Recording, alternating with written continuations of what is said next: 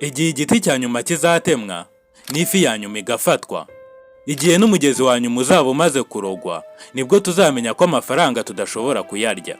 Hari ibirura bibiri birwanira muri twe. Icya mbere ni ikibi, icya kabiri ni icyiza. Ikirura kizatsinda ni icyo wagaburiye. Igihe wavukaga wararize, naho isi yo yarishimye.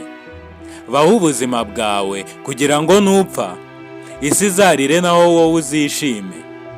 Ni byiza cyane kugira inkuba ntoya mu kanwa, ariko ukagira imirabyo myinshi mu kiganza. Tega amatwi cyangwa ururimi rwawe ruzakugira ikiragi. Shaka ubwenge. Oya, ntabwo ari ubumenyi, ahubwo shaka ubwenge.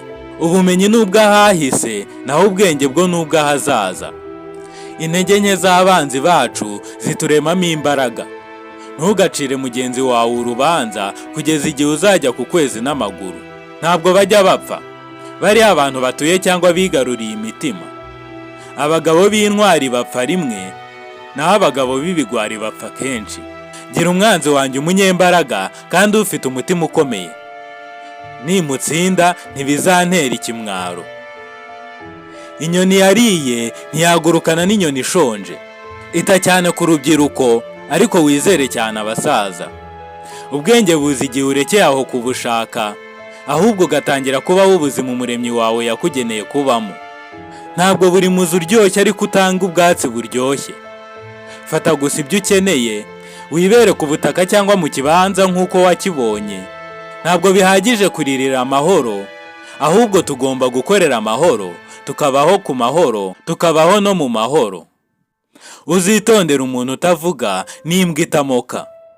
Ibyishimo byacu bifite ubujyakuzimu buto, naho akababaro kacu kagira ubujyakuzimu burebure. Ntibisaba amagambo menshi kuvugisha ukuri. Ntugatume ejo hashize hakoreshwa cyane uyu munsi. Umuntu abaye umunyabwenge nk'inzoka ashobora kubaho ntawababaza nk'inuma. Wibuke ko abana bawe atari abawe, ahubwo wabatijwe n'Umuremyi. Baza ibibazo umutima wawe, uzabona ibisubizo biturutse mu mutima. Ubuzima ni iki? Ubuzima ni nka twa dusimba benshi bita utunyenyeri tumurika nijoro. Ni nk'umwuka w'imbogo mu gihe cy'itumba. Ni nk'agacucu gatoya gaca mu byatsi kagahita kabura izuba rirenze. Ese ni irihe jambo ry'ubwenge ryagufashije? Rinyandikire muri komenti.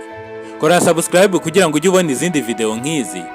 Niba wabikunze wakora like. Nge nitwa Ishimwe Joseph, naho channel ni Lightway. Murakoze, dusubire ubutaha.